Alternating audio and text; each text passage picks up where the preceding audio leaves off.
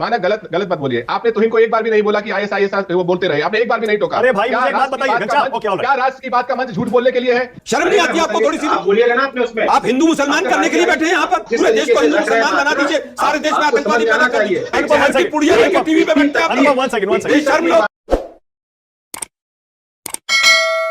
तुहिन, क्या रामगोपाल मिश्रा की हत्या का बदला है ये इनकाउंटर, तालीम और सरफराज का इनकाउंटर? आप देखिए, पांचों जो आरोपी हैं रामगोपाल मिश्रा जी की हत्या के, पांचों आरोपी गिरफ्तार हो गए हैं और केवल 2 घायल हुए हैं। तो इनकाउंटर हो ना हो, आप पुलिस पर विश्वास रखना शुरू करिए। ऑपोजिशन पार्टी जो है, विशेषकर जो इस वक्त उत्तर प्रदेश के ऑपोजिशन पार्टीज हैं, उन्होंने हमेशा क्राइम को बढ़ावा दिया है, इसलिए पुलिस में उनकी आस्था नहीं है। फर्जी इनकाउंटर है ये आरोप लग रहा है तुहिन। ये इनकाउंटर नहीं है, फर्जी इनकाउंटर है। आप इसमें कोई मैसेजिंग करना चाहते हैं। पुलिस पर दबाव था, राज्य सरकार पर दबाव था कि एक हिंदू की हत्या कर दी गई जुलूस के दौरान, धार्मिक यात्रा के दौरान। अगर ऐसे रहेगा तो हिंदू कैसे आपको वोट देगा, आपके साथ रहेगा? तो आपने उसको बैलेंस करने के लिए, बदला लेने के लिए, मैसेज देने के लिए ये फर्जी इनकाउंटर कर दिया, पैरों में गोली मार दी। नहीं, मानक जी, अगर मैसेजिंग ही करनी थी हमें, या फिर ये फर्जी ही था, तो क्या इतनी बारीकी से करना चाहिए था कि ये दोनों मरे भी नहीं? आतिक अहमद के फैन क्लब और मोहित खान के फैन क्लब वालों से आप अपेक्षा करते हैं कि वो सही आरोप लगाएंगे? जिस क्रूरता के साथ राम गोपाल मिश्रा जी को मारा गया, मेरे ख्याल से आईएसआईएस भी उस मृत्यु, उस हत्या को देखकर शर्मसार होगी। और आज की बात नहीं है। देखिए, अगर हम उस जुलूस की बात करें जो इमर्शन के लिए, विसर्जन के लिए जा रहा था, 1945 में बाबा साहब अंबेडकर ने अपनी पुस्तक पाकिस्तान और द पार्टीशन ऑफ इंडिया में कहा था कि ज्यादातर अधिकांश जो दंगे होते हैं हिंदू मुसलमानों के बीच, उसमें केवल 2 कारण होते हैं। एक जो है इसी प्रकार म्यूजिक प्ले करना, और एक और कारण उन्होंने बताया था। अब यही कारण जो है दोबारा अब आज तक जीवित है। कब तक हम बोलते रहेंगे कि ये एरिया हिंदू एरिया है? कब तक हम बोलते रहेंगे ये मुसलमान एरिया हमारे देश का? हर एक इंच जो भूमि है इस भारत की, वो भारत माता की भूमि है और भारत माता के सभी बच्चों की भूमि है। तो ये लोग जो जस्टिफाई कर रहे थे कि नहीं, जो हुआ सही हुआ, आपने देखा समाजवादी पार्टी के एक हैंडल से, ट्विटर हैंडल से एक तस्वीर पोस्ट की गई थी जो इतनी प्रोवोकेटिव थी, जो इस तरह से उकसा रही थी लोगों को। मेरे ख्याल से उन चीजों की निंदा करनी चाहिए। तो इन आपको लगता है ये जो आरोप लगता है कि ये इन यात्राओं में डीजे बजता है, म्यूजिक बजता है, तमाम तरह के गुंडागर्दी होती है, हुड़दंग होता है, मुस्लिमों को उस एरिया में उकसाया जाता है, जिसकी वजह से वहां पर रिएक्शन होता है, इस आरोप का क्या जवाब देते हैं? देखिए, सबसे पहली बात तो उकसाने के जो कुछ एक लफ्ज होते हैं, वो मेरे ख्याल से 100 में से मुश्किल से 1 ऐसे प्रोसेशन में होते होंगे, उसको भी जस्टिफाई नहीं किया जा सकता है। लेकिन क्या आप कानून को हाथ में लेने को जस्टिफाई करेंगे? अगर मान लीजिए कि उकसाया भी गया है, आपके पास पुलिस में जाने का प्रावधान है, पुलिस आपके लिए खड़ी है, आप उस व्यक्ति को क्या आईएसआईएस स्टाइल में मारेंगे? मान लीजिए, मुझे नहीं पता कि वहां क्या प्रोवोकेटिव स्लोगन्स इमर्शन के दौरान, विसर्जन के दौरान उठाए गए, नहीं उठाए गए, लेकिन मान लीजिए कि उठाए भी गए, तो क्या आप आईएसआईएस स्टाइल में उस व्यक्ति की हत्या करेंगे या आप पुलिस को कंप्लेन करेंगे? अब आप ही बताइए घनश्याम तिवारी, पुलिस की बात माने या फिर जो विपक्ष कह रहा है उसकी बात माने? फर्जी इनकाउंटर है या सही इनकाउंटर है? और रामगोपाल मिश्रा की हत्या पर भी कुछ बोलिए घनश्याम। 3 बातें मैं बिंदुवार तरीके से कहूंगा। पहली बात कि भारतीय जनता पार्टी, मोदी योगी सरकार, MY सरकार उत्तर प्रदेश में बेहद अलोकप्रिय है। इतनी डरी हुई है ये पार्टी कि ये मिल्कीपुर में चुनाव नहीं करा सकते। तो जब भारतीय जनता पार्टी इस तरीके से जनता में अलोकप्रिय होती है, तो इसी तरह के नए नए स्क्रिप्ट का सहारा लेती है। ऐसा उनका अपना इतिहास बताता है। उदाहरण के लिए यहाँ पर तुहिन है, भारतीय जनता पार्टी के प्रवक्ता है, ऑथर भी हैं। सोचिए, वो यहाँ पर सरेआम झूठ बोल रहे हैं। जब 13 तारीख को बहराइच पुलिस की अपील है, जिसे मैं वर्बैटिम पढ़ना चाहता हूं, कि सांप्रदायिक सौहार्द बिगाड़ने के उद्देश्य से भ्रामक सूचना जैसे मृतक को करंट लगना, तलवार से मारना एवं नाखून उखाड़ना आदि बातें फैलाई जा रही हैं, जिसमें कोई सच्चाई नहीं है। पोस्टमार्टम में मृत्यु का कारण गोली लगने से हुआ है। ऐसे में भारतीय जनता पार्टी के राष्ट्रीय प्रवक्ता आकर के बार बार कहते हैं कि आईएसआईएस स्टाइल में हत्या की गई। पहली बात, जबकि खुद उनकी पुलिस कह रही है। दूसरी बात कि अगर वहां पर पुलिस का अधिकारी, इतना बड़ा अधिकारी, बंदूक लेकर के घूम रहा है, तब क्या बच जाता है? अब तो उत्तर प्रदेश का मुख्यमंत्री भाला और बंदूक लेके घूमेगा, उप मुख्यमंत्री भाला और बंदूक लेके घूमेगा। जो इन लोगों की पृष्ठभूमि है, जिस तरह के अपराधों की इनके अपने कारनामे जिसको ये मिटाने की कोशिश करते रहे हैं, उसमें ये अटपटा नहीं लगेगा, जनता को अटपटा लग सकता है। जहां तक घटना के तथ्यों की बात है, चाहे अमर उजाला है या बीबीसी है, अनेक अखबार आप पढ़कर देख लीजिए, उनके अकाउंट्स पढ़ के देख लीजिए, तो ये साफ साफ दिखाता है कि ये प्रशासन की लापरवाही है। प्रशासन वहां पर गायब रहा और जिस तरीके से घटना हुई उसके बाद ये जो एनकाउंटर की घटना सामने आई है, ये सरासर बताता है कि अगर उत्तर प्रदेश की पुलिस इतनी ही शानदार है अपने निशाने में, तो ओलंपिक में उन्हें मनु बाकर की तरह की मेडल मिलना चाहिए था कि वो किसी के पैर में भी गोली मार देते हैं। सच ये है कि उत्तर प्रदेश अन्याय और अत्याचार का पर्याय बन गया है। कोई भी आयाम उठाइए, चाहे वो बुलडोजर, एक सेकंड बात पूरी करने दीजिएगा, चाहे वो बुलडोजर पर सुप्रीम कोर्ट की टिप्पणी हो, चाहे वो कस्टोडियल टॉर्चर और डेथ का मामला हो, चाहे किसी विकलांग व्यक्ति या दिव्यांग व्यक्ति के कस्टोडियल टॉर्चर या डेथ का मामला हो, या फिर किसी महिला का हो, या फिर किसी बच्चे का हो, उत्तर प्रदेश हर दिन नाकामी और अत्याचार के कलंक को अपने मुंह पर पोतता है, इस प्रशासन के मुंह पे पोतता है। ये दिखाई देता है, अखबारों में दिखाई देता है। अंतिम बात कहूंगा कि जहां पर इस्तीफा गृह मंत्री का होना चाहिए या कम से कम होम सेक्रेटरी का होना चाहिए, किसकी जिम्मेदारी है? आज हम यहां पर बैठ करके एक ऐसी सरकार जहां पे मुख्यमंत्री और मुख्यमंत्री दोनों को एक दूसरे भरोसा नहीं है, उसकी हम एक कहानी पे भरोसा करना चाह रहे हैं कि दो लोग जो पेशेवर मुजरिम नहीं है, जो वहां पे पुलिस के द्वारा लेके जाए गए और वहां पर उन्होंने वो हथियार उठाए जो पुलिस उन्हें बरामद करने लेके गई थी, उसके बाद उन्होंने पुलिस से फायरिंग की। हम वो इस पे विश्वास करके बहस करना चाह रहे हैं। जब आपने कहा कि तुहिन सिन्हा बोल रहे हैं कि आईएसआईएस स्टाइल में मार दिया तो ये गलत हो गया, पुलिस कुछ और कह रही, अरे भाई हत्या तो हुई, उसका सीना गोलियों से छलनी किया गया रामगोपाल मिश्रा का, उस पर आपके मुंह से एक शब्द नहीं निकलता। मैंने तो पढ़ दिया। आपने अरे आप कहिए रामगोपाल मिश्रा की हत्या करने वाले आरोपी हैं, उनको फांसी होनी चाहिए। मानक गलत मत बोलिए। आपने तुहिन को एक बार भी नहीं बोला कि आईएसआईएस वो बोलते रहे, आपने एक बार भी नहीं टोका। अरे भाई मुझे एक बात बताइए घनश्याम, ओके ऑलराइट, क्या राष्ट्र की बात का मंच झूठ बोलने के लिए है? क्या आप नहीं मानते कि तुहिन ने जो बोला वो सरासर झूठ था? वो सरासर मैं बोलूं माहौल के और दंगा भड़काने की कोशिश थी। और मैं बोलूं घनश्याम, ओके जीएसटी मैं बोलूं, ओके, आईएसआईएस स्टाइल में हत्या का क्या मतलब होता है ये आप ही मुझे बताइए घनश्याम। क्या किसी का सीना गोलियों से छलनी करने देना आईएसआईएस स्टाइल नहीं है? जब तक गला चाकू से काट ना दिया जाए तब तक आईएसआईएस स्टाइल नहीं होता क्या? मैंने सिर्फ इतना कहा कि उत्तर प्रदेश पुलिस ने कहा, मैंने आईएसआईएस स्टाइल नहीं कहा। जब तुहिन ने बार बार कहा तो आपने एक बार भी सवाल नहीं पूछा। मुझे तो आश्चर्य है मानक। अरे भाई क्या सवाल पूछना है मुझे बताइए ना, क्या पूछना है? आईएसआईएस कैसे मारता है बताइए मुझे। क्या आप उस वक्त सो रहे थे जब तुहिन बार बार ये बोल रहे थे? अरे मुझे आप बताइए आईएसआईएस कैसे मारता है घनश्याम, आप ही मुझे बताइए। अरे तो बोलने वाला आप मुझे बताइए, चलिए आज घनश्याम आप मुझे बताइए आईएसआईएस कैसे मारता है, बताइए। वाला है उससे क्यों, जो बोलने वाला है उससे क्यों नहीं पूछते? उस समय आप क्या सो रहे थे? अरे भाई जब तुहिन ये बार बार बोल रहे थे, क्या आप सो रहे थे? घनश्याम तिवारी अभी भी रामगोपाल मिश्रा की हत्या पर एक शब्द बोलने को तैयार नहीं है आप ये कह रहे हैं कि हत्या आईएसआईएस स्टाइल में नहीं हुई, हत्या हुई है, आईएसआईएस स्टाइल में नहीं हुई है। वो मैं आपकी निष्पक्षता पर सवाल नहीं कर रहा, लेकिन ये जरूर कह रहा हूं कि जब तुहिन वो कह रहे थे आप सो रहे थे, अब आप बात को घुमा रहे हैं। ये बात स्पष्ट है, ये प्रशासन का फेलियर है। और अगर आपको सवाल पूछना है तो आपको तुहिन से पूछना चाहिए, आप बात को घुमाइए मत। अच्छा जीएसटी, ओके, ये अच्छा सुनिए, कहानी पर बहस कर रहे हैं, यही दर्शकों के लिए बहुत है। आप बात को घुमाना चाहते हैं, पूछिए, मैं तुहिन से पूछिए। 10 बार उन्होंने कहा। अच्छा रुकिए ना मानक जी।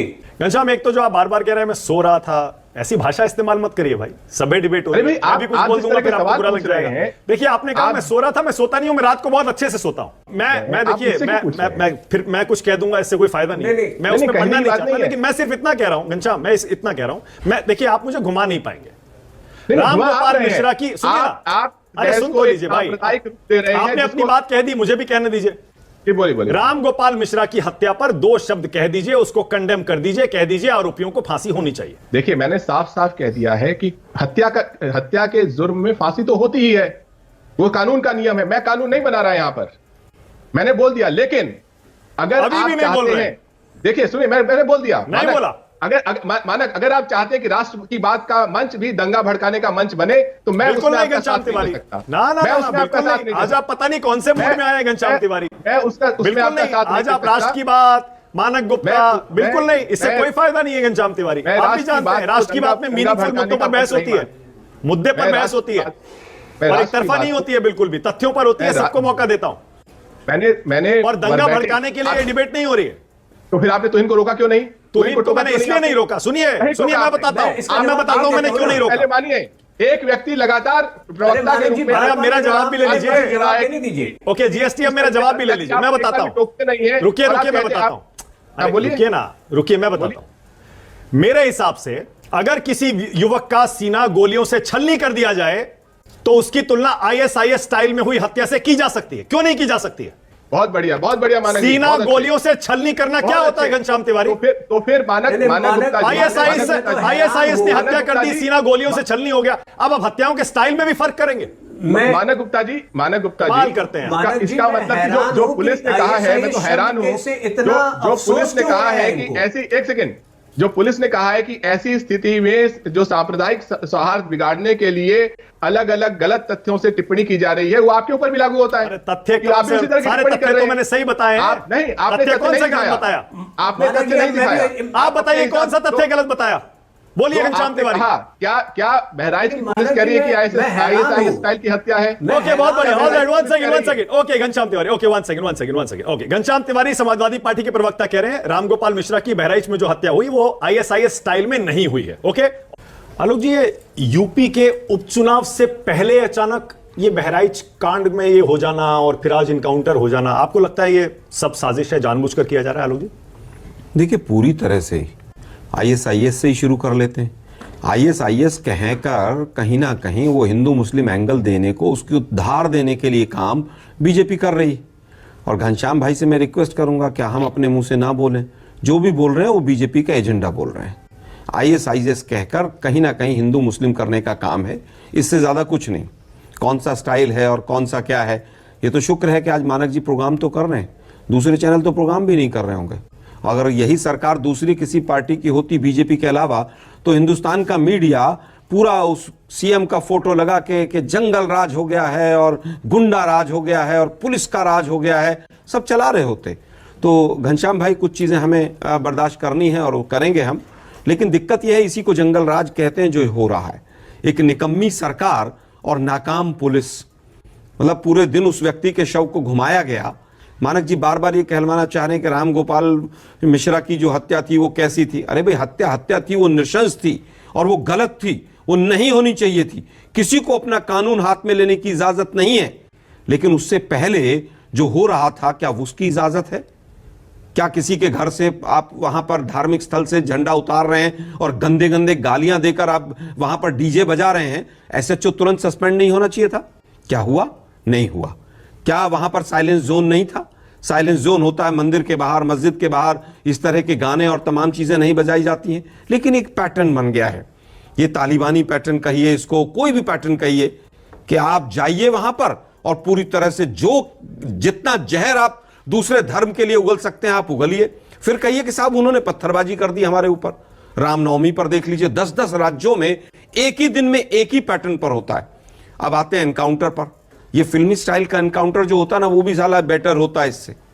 फिल्म में भी जो स्क्रिप्ट लिखी जाती है वो भी शायद कहीं ना कहीं से सोच समझ के बेटर लिख लेते हैं। ये गुड्डे गुड़िया का खेल कर रही है यूपी पुलिस। और एक कहावत है तुहिन जी की, पूरी बात पर मैं एक ही बात कहूंगा कि एक तो चोरी और ऊपर से सीना चोरी, कि एक तो गलत काम कर रहे हैं आप, प्रशासन मिलकर पुलिस के साथ, सरकार करवा रही है, और उसके बाद आप कह रहे हैं कि साहब ये ऐसा नहीं होना चाहिए, वैसा नहीं होना चाहिए।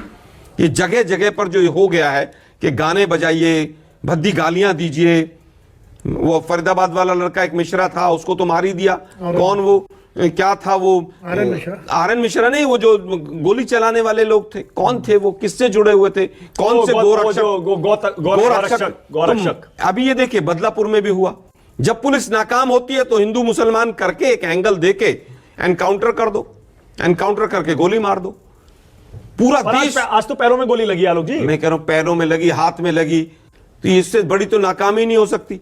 आप हथियार बरामद करने गए थे, वहां एनकाउंटर करवाने गए थे। मतलब पुलिस इतनी निकम्मी है कि आप हथियार बरामद करने गए और उसने आपके ऊपर अटैक कर दिया। मतलब इतनी बेवकूफ आप जनता को समझ रहे हैं। पैर पर गोली लगी, छाती पर गोली लगी, सर पे लगी। अरे भाई नौटंकी बंद करो। अभी बुलडोजर राज के ऊपर भी तमाम एंकर जो है वो बुलडोजर के ऊपर चढ़ के एंकरिंग कर रहे थे। तो घनश्याम भाई बहुत चीजें हमें भी झेलनी है अभी। चलिए, वो आज वो तमाम एंकर माफी नहीं मांगेंगे। मैंने देखा दिल्ली में, वो यहीं पे नोएडा के 1-2 चैनल की एंकरनियां थी और टीवी पे चल रही थी, बुलडोजर पे ऊपर चढ़ गई थी। मतलब आज वो माफी नहीं मांगेंगी, एक शो नहीं करेंगी वो। दुर्भाग्य ये है कि हम देश को किस तरफ ले जा रहे हैं। आलोक जी, बवाल होगा, एक मिनट, बवाल होगा, पत्थरबाजी होगी, चुनाव सामने है, यूपी में भी होगा, छत्तीसगढ़ में भी होगा। एक नया पैटर्न भी आया है। उत्तर प्रदेश में चुनाव होगा तो दंगा कर्नाटक में होगा। मैसेज जाएगा ना शाम को, मीडिया चैनल्स उसको पूरा दिखाएंगे, ऐसा हो गया वैसा हो गया, फिर तुहिन कहेंगे ISIS हो गया, तो पूरा मैसेज जाएगा लोगों में। फिर इनके वो सोशल मीडिया की फेक फैक्ट्री जो है वो अमित मालवीय चलाते हैं, जो फिर वो चलाएंगे, पूरा गंद फैलाएंगे। ये देश को आप लोग जहां ले जा रहे हैं देश समझ रहा है। चलिए, कई दर्जन SIT बनी है उत्तर प्रदेश के आलोक अंदर। जी, आलोक अगर जी। एक का जवाब मिला हो, पुलिस ने दे दिया हो, तो बता दीजिए मुझे।